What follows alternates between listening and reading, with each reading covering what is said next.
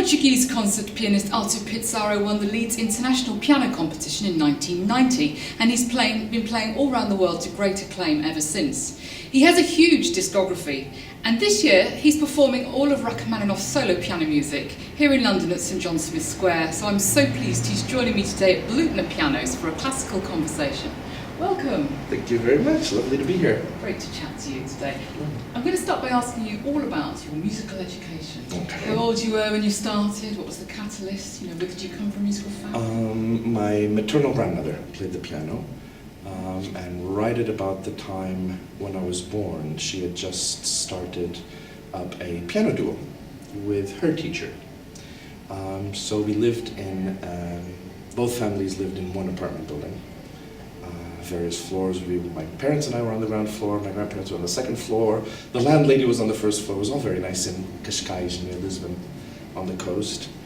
And so she would have rehearsals up on the top floor, and I would try to climb these huge perilous marble stairs that always gave my whole family panic attacks if I fell and cracked open my head on a marble staircase.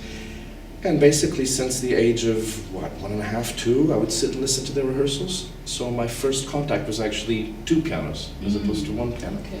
And what you could do with two, and how the only thing that was more fun than one piano was two pianos. So I think from about the age of 2, I started sort of going to the piano and trying to imitate the things that I would hear them play. And I guess I was accurate enough and successful enough in rendering my improvisations on what they were playing, that I started having little lessons after their practice sessions with my grandmother and with her duo piano partner. And he was also professor at the Conservatory in Lisbon. Okay. My grandmother had her own private studio, but she also fed him some of her students, so that his end of year class auditions at the Conservatory were huge. Like 40 to 60 students playing in one night, little 5-minute pieces and all of that. Yeah. And I did my debut in one of those evenings when I was 3.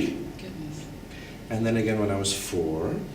And then when I was 4, a former student of his had a program on Portuguese television where he discussed the history of music. And invited his teacher to play some, and his teacher invited me. So I had a little sort of 5-minute spot on that program for my television debut. And then I retired at the age of 5 and went to study with another student of this particular teacher. Both had studied with, and now I have to give a little background of theirs so you can know where it all comes from. Both studied with Viana de Mota, who was a Portuguese pianist and composer and conductor, who studied with Franz Liszt and Hans von Bülow. Campos Coelho, who was my grandmother's partner, then also studied with Isidro Philip and Ricardo Vinhas. So you're seeing kind of the pedigree that was going on. My teacher then, Skeda Costa, was really my second teacher, then also studied in London with Mark Hamburg, in Switzerland with Edwin Fischer, and in Paris with Jacques Vickly and Marguerite Long.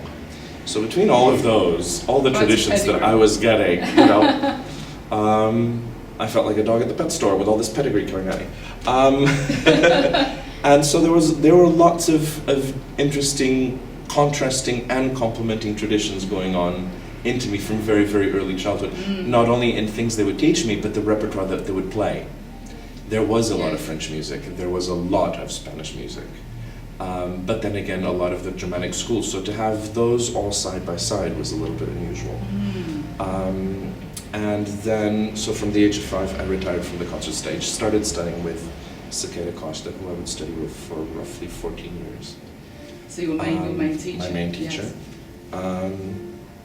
I then followed him to the United States when he was given a distinguished professorship at the University of Kansas. Lived in the United States for 21 years.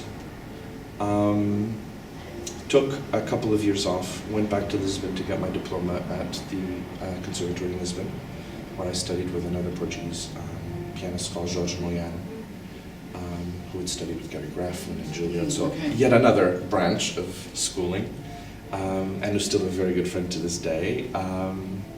And 1 year in Paris at the Conservatoire with Aldo Ciccolini. So another Marguerite Long lineage, and Alessandro Longo, and French-Italian slant to things, but also worked with Jerry Moutier, who's now at the Conservatory in Lyon, who was Ciccolini's assistant at the time, and also with Bruno Riguto. So those 2 years that I was away from the United States completely blew my mind wide open as to what else you could do after studying with one person with one point of view for 14 years. Sure. So although I didn't have that much time with them, all those gentlemen really threw my horizons wide open, that there was an entire different universe out there that could be explored. By that point, reaching my late teens, I started doing competitions. I did the Vienna de Malta competition in Lisbon in 1987, won that. I did the 1988 Greater Palm Beach Symphony Invitational piano competition, long title. I don't even think it exists anymore. But it was, basically it was a small competition that offered you bucket loads of money, which we all needed in student days. Scholarships were not around. No. But it had to be 6 first prize winners of competitions, member of the International Federation. So 6 first prizes of 6 international competitions battling it out. And I won that one. Then I went to Tchaikovsky in 1990, went Tchaikovsky competition 1990. Basically did not wait for the results to come out first round because it was apparent that it was so problematical. Lots of problems going on that were a little bit too apparent. And I think in documentaries that have been done of that year's competition, it was even more apparent what was going on when, jury members were coming out saying, I've just been handed a check by a competitor's father saying, will you help out my daughter, that kind of thing. So just as well. So obviously I was eliminated because I left before time, which is what happens. Okay. If you leave the premises where you're allowed to be before you are kicked out or before the end of the competition, you're immediately disqualified. So I was disqualified. Came back home, licked my wounds, and thought, why don't I do Leeds instead? And won that. Sounds simple, it wasn't. No. What impact did that have on your career? Must have Well, been huge. Leeds kind of turned my life upside down and sideways and diagonally, and did exactly what it said in the tin. And all those things that people tell you that you don't really believe, like however much you think you are prepared, you're not. It took me a long time, even after that all happened, for me to realize exactly what had happened to me. Because those first 6, 7, 8, 10, 15 years, you are living in a parallel universe. And you're not prepared for it. No. Because up until that point, you're living at home, you're going to school, you have your practice schedule, you have a very programmed, organized life. And as soon as you go out into the real world, you're dealing with people whose interests aren't necessarily yours, and sometimes are yours, but there are other things to consider, and you're not socially or intellectually prepared to deal with them. You're not prepared to make huge decisions about your life because you've never had to, and nobody's really guessed what those are going to be. That organization and rigidity of scheduling goes straight out the window. All of a sudden you're practicing where you can, how you can, on whatever you can, because you're not at home all the time. Repertoire, you better learn quickly because you think, and I did, I was very lucky in the sense that I had a much larger repertoire than a lot of my colleagues at the time, so I thought I was going to be safe. No, the learning curve is still as huge as anything. Sure. And, pardon me. So it was a lot of, you get lost. You get lost and you no longer know who you are. And you're not quite sure you know how you want to do things and what's important to you. And you don't really have the time to figure it out. Because you're always on the road, and Yeah. I guess you got a lot of concerts I in the did. years afterwards. So For about 7 years there was a lot of work. I can imagine. And then after that you start your transition, and that's when it gets interesting. So how did you develop your technique? Let's see. First couple of years, still with my grandmother and my first teacher, what they really concentrated on was just getting my hands, my hands were tight. I think I could do about a 4th or 5th. That was about it, and that was with a hand wide open. So they just made sure that my hands weren't doing anything that would hurt the development or hurt them. So I think they concentrated on my being as relaxed in front of the instrument as I could be. But it wasn't until I started working with Skeda Costa and my hand was already a little bit bigger, that we really started on the correct position of the hand, creating the support arch in the knuckles, yes. making sure that the knuckles were the highest point in the hand, making sure that the wrists were never blocked. So creating strength in the hand but not blocking the wrist, making sure the wrist was in permanent use, keeping this part, the nice circle that you have in this part of the hand so it doesn't look flat, or make sure that the thumb is loose, all that kind of thing. That started from 5 onwards. And we didn't do the really repetitive motion things, so like the Brahms exercises were never big, the Pishna exercises were never big, the Josephi exercises, none of those seriously repetitive mechanical things. We used a lot of the various books of Czerny exercises, from the 5 fingers to the School of Velocity to, for example, the daily exercises, the ones that repeat every 2 bars 40 times and all of that. We didn't do those so much. No. We did, for example, the art of finger dexterity. Okay, that was kind of where I ended with the Czerny exercises. We did a lot of the Gradus ad Parnassum, the Kramer exercises and the Clementi exercises. And that was it. Lots of scales, lots of arpeggios, and doing scales correctly. So doing not only parallel octaves, parallel thirds, sixths, tenths, not parallel, but at the distance of octave, at the distance of third, sixth, tenth, sometimes parallel thirds, chromatic, the arpeggios in all the inversions and all of that, and legato at various speeds, at various dynamics, all of that. So that the idea would be by the time I was 10 or 11, I would have physical command of the instrument. I would know how to play the piano. And even in lessons started with that. Started with scales and arpeggios, then you had your Czerny exercises or whatever other exercises. That was usually the first hour of the lesson. And then the last half hour would be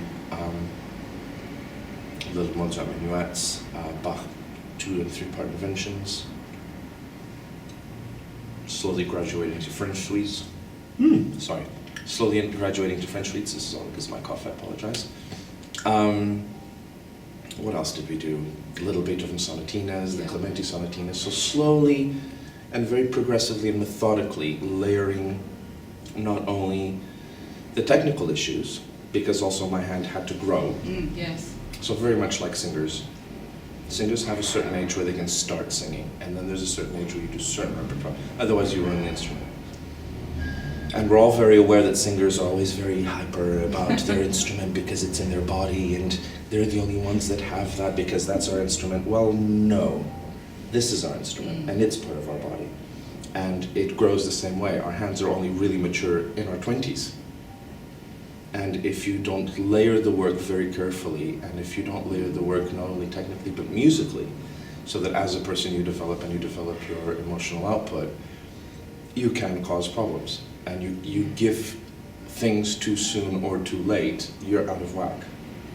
And you never really recover.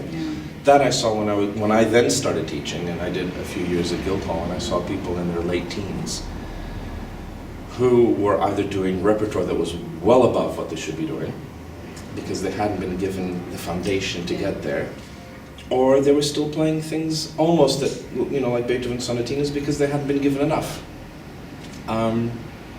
So it's a tightrope. It is really a tightrope. And I have to really give thanks to the fact that everybody that I had that worked with me were actually performing musicians. So important. Makes a huge difference. Makes a huge difference. Because you're not only teaching how to play the instrument, you're not only teaching the repertoire, but you're also having to teach and condition from a very early age what it's like to be on stage and prepare the repertoire for that, whether you get there or not. It is a slightly different path, and there is a different confidence to it. And I find that the modern separation of you either play or you teach, I find it very, very toxic. And a lot of information is being lost unnecessarily. Absolutely. So. Which composers do you love to play? Which music? Which pieces? Let's put it this way. If I was going to be stuck on a desert island and I had to take my scores, that island better be at least the size of Australia. So lots. And probably the ones I love the most are the ones that I'm playing at that very minute. So at the moment, I'm in Rachmaninov mode. Yes. A few years ago, I was in serious Chopin mode. I'm always in Bach, Mozart, and Beethoven mode. I mean, and Chopin and Schumann, and you know, the core repertoire is always there and has to be there. And for example, at the moment, since I'm doing all this Rachmaninoff, I need other things to keep me in balance and perspective. Sure. Otherwise, I feel like a painter who sits in front of a blank canvas and only has green on the color palette. And if you only have green, you lose the meaning of that green because there's nothing to compare and contrast with. Mm-hmm. But lots. I think probably it's probably easier to say what I don't like. And then it's not even so much that I don't like, it's that I don't feel I have a place in it. It doesn't speak to me, therefore I leave it to all those other fabulously talented people out there that do that repertoire justice. For example, Second Viennese School, Schoenberg, Weber, not really me. Although I love playing Berg. Love playing the Berg Sonata, love playing the clarinet pieces. Love some of the songs. Schoenberg, I've done the chamber version of the first Kammer Symphony, and I loved doing that. But it's not something I'm going to go run to. I do, however, for example, love playing the Schnittke Concerto for Piano and Strings. So lots of different things. Probably that, at least at this stage of my life, Second Viennese School is probably where I feel the least comfortable. It doesn't mean I've closed the door. It probably means Schoenberg Piano Concerto, don't hold your breath. At least not at the moment. I'll let you know if that changes. But otherwise, I think also because of all the teachers that I had with all the different backgrounds. Yes. And also one very important thing, and I remember this with a lot of students. Sekere Costa did one thing to me, which I was always very grateful. He always made me have, in whatever program we were working on at the time, and it was usually 3 or 4 per year, about 3 or 4 concertos per year, the equivalent to about 3 or 4 recital programs per year. You had to have it ready. Yeah, it's a lot. There had to be per program, or 2 of the 4 concertos per year, there had to be pieces I really didn't like. And pieces that I really hated. And I was like, no, please don't make me play that piece. I said, yes, you are going to have to play that piece because you will be asked to play pieces you don't like. And if you don't do them, you may never get invited again. So I want you to learn how to get over it. And even if it isn't a piece that gets through to you intuitively, you're going to learn how to build that piece anyway. Mm-hmm. And how to put that piece together and how to figure out what it means. Even if it's not a piece that's speaking to your heart, you're going to have to learn how to play it well enough to convince an audience that this is a piece you're playing and you're giving 100% to it. Mm. That was an incredibly useful tool. I bet. Because I find so many, youngsters out there that have a very limited repertoire. So why don't you play this? Oh, I don't like that. What happens if, you happen to be in Hamburg and the soloist that night, and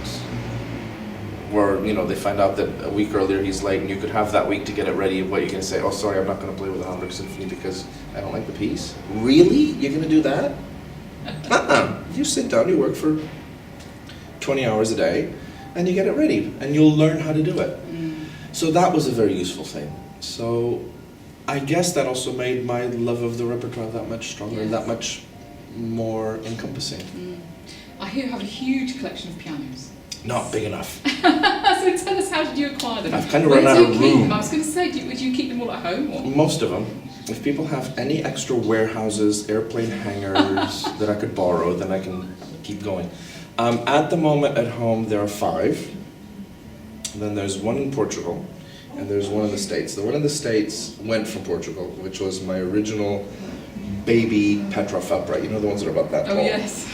And that was a present one for my 4th Christmas from my grandmother. And that was the piano I practiced on until my mid-teens. And it was lovely because it was a really dark, rich sound, heavy action. It was really good to, Petroffs have usually very heavy actions. So it was a good instrument to learn and to start on. Then in Portugal, I still have my great-grandmother's old Gavo upright. It's an 1890s Gavo upright, also about mid-size. Still has the brass candelabras and all that kind of thing on it. Beautiful instrument. Wow. I'm hoping to get that properly rebuilt in the next 2 years.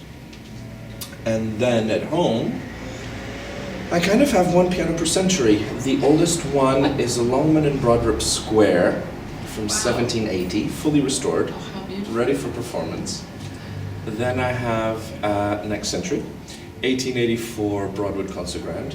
Straight strung, underdampered, Old English concert action, the two big wooden pedals, also fully restored, ready for concert work. And then I have a 1969 Hamburg Steinway D, which I bought with the money from the Leeds competition. Yes.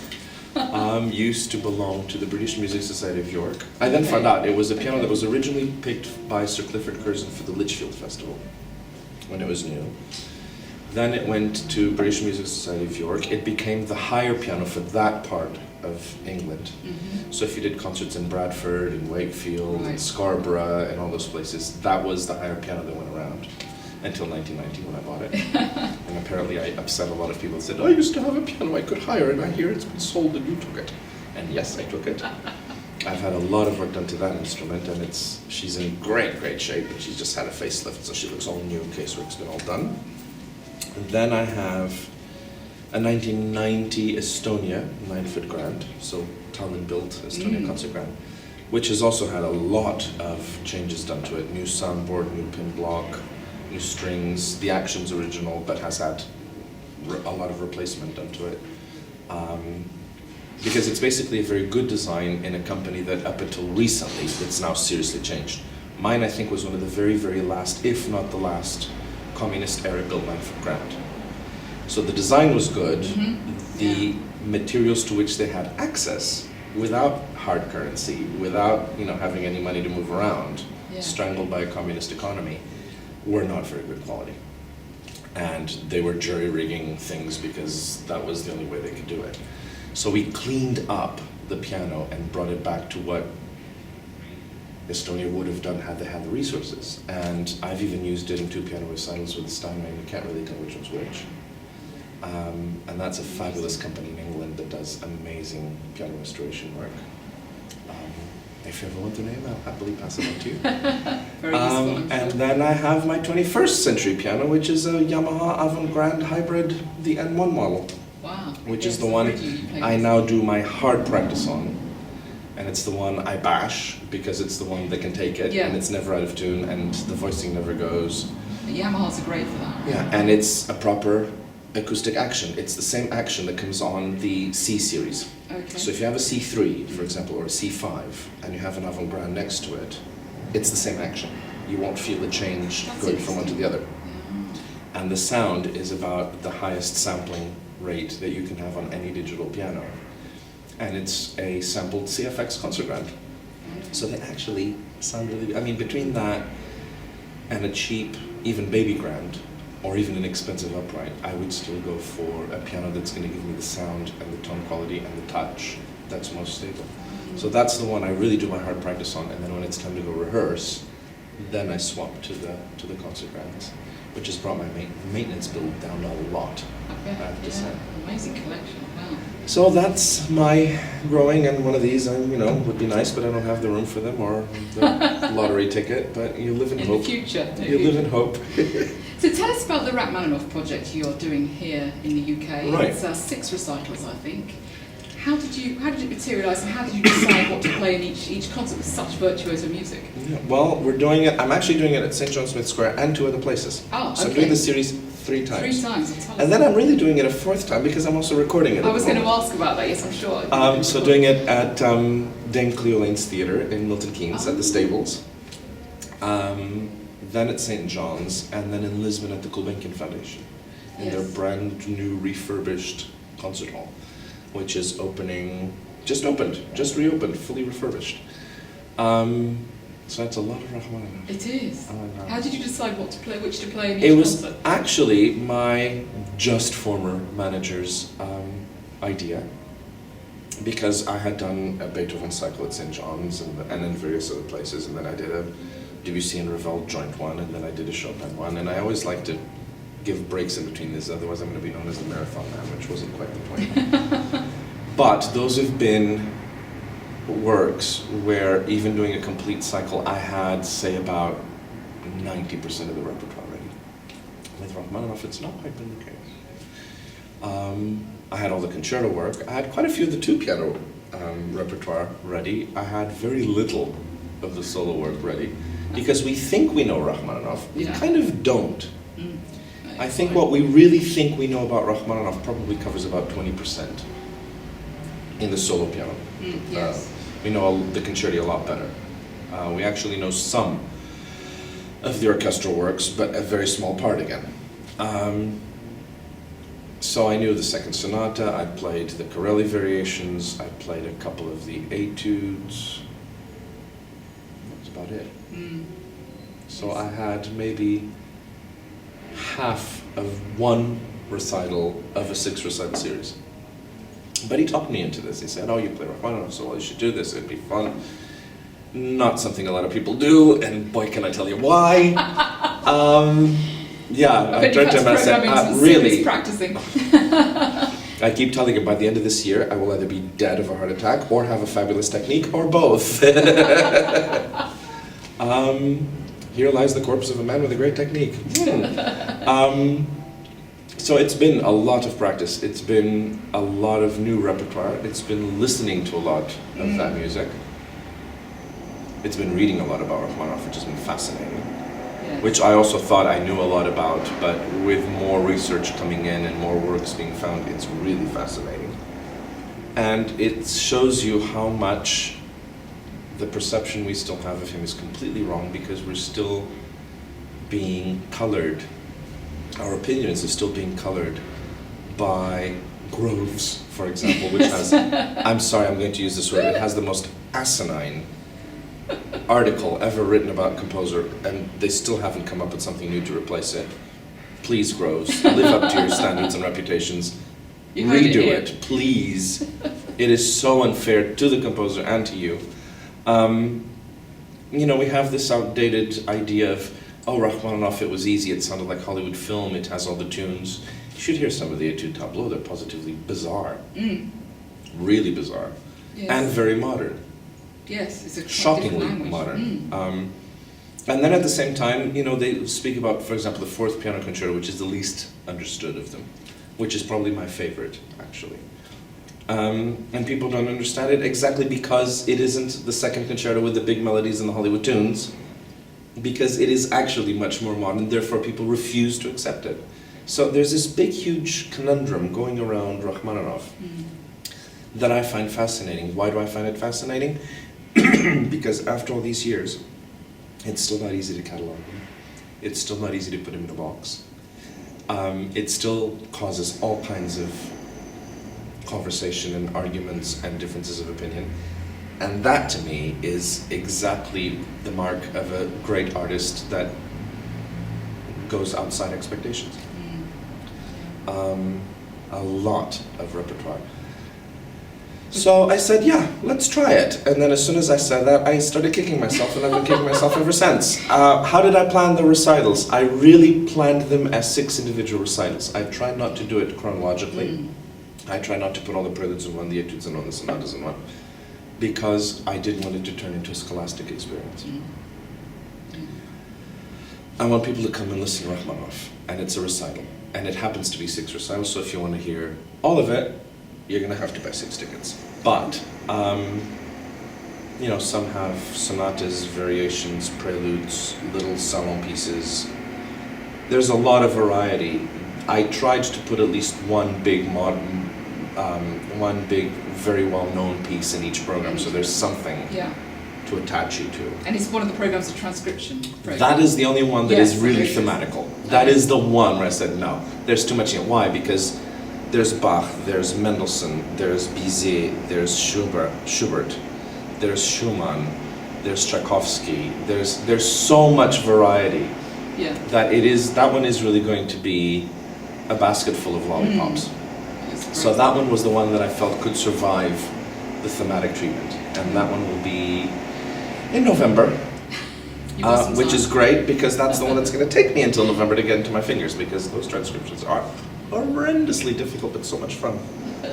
When you actually get to sit down and play one of those from beginning to end and think, wow, not only can I play it, I'm having fun with it. It is such a rush. Yeah.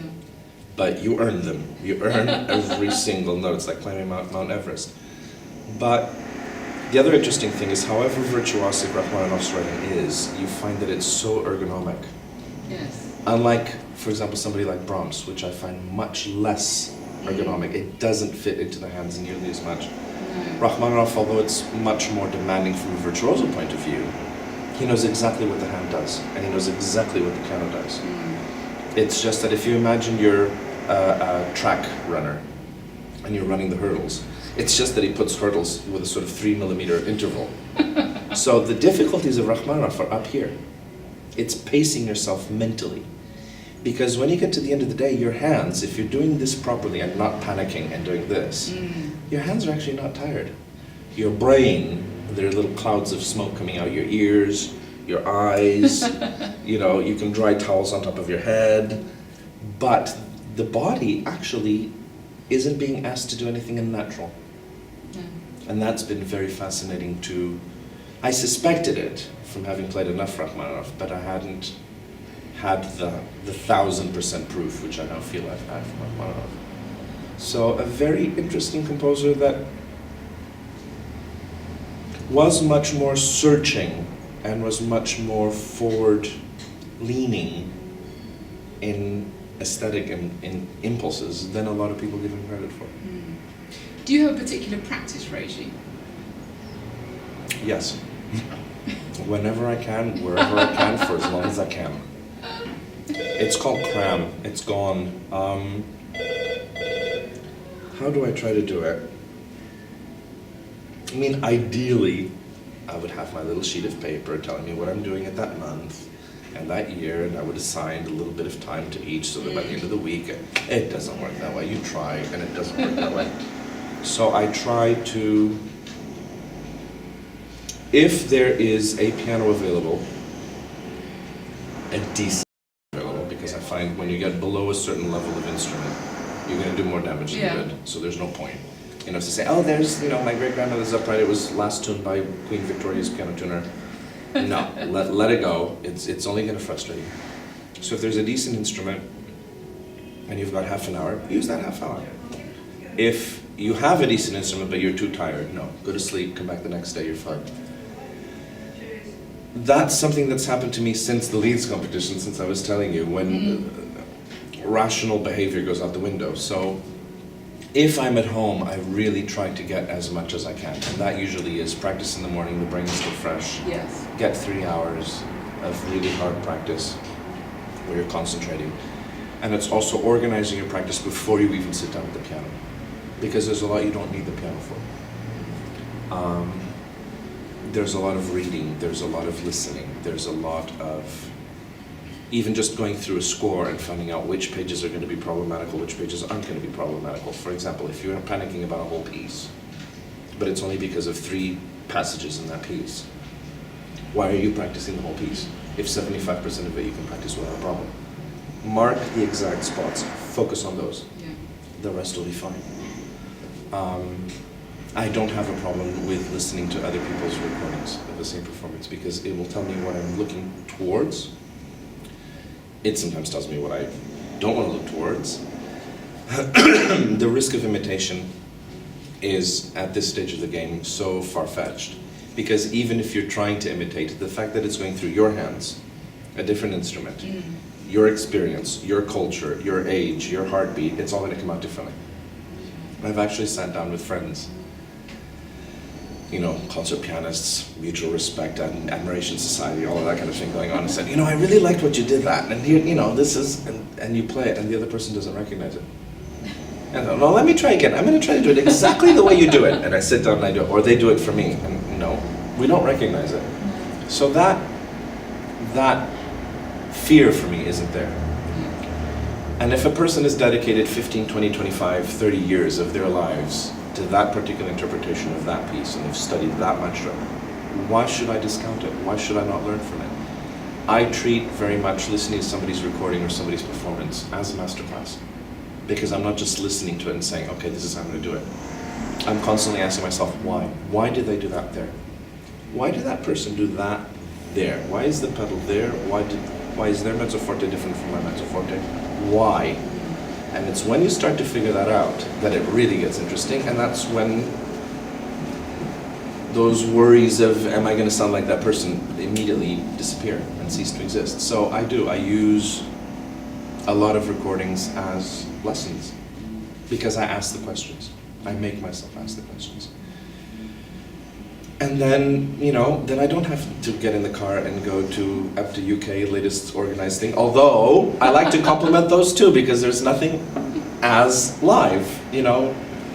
Having that live interaction is also so important. So the kids that stay home thinking, oh, but I can just listen to the CD or I can download it off Spotify or whatever. No, go and be with somebody. Yeah. Go Absolutely. and talk, go do it live. It's such a rush, and you make contacts and you meet incredible people. So all of the above. What does playing the piano mean to you? Speaking. I think if my hands fell off or if my tongue was cut off, it would probably feel exactly the same. It's me telling a story, it's me.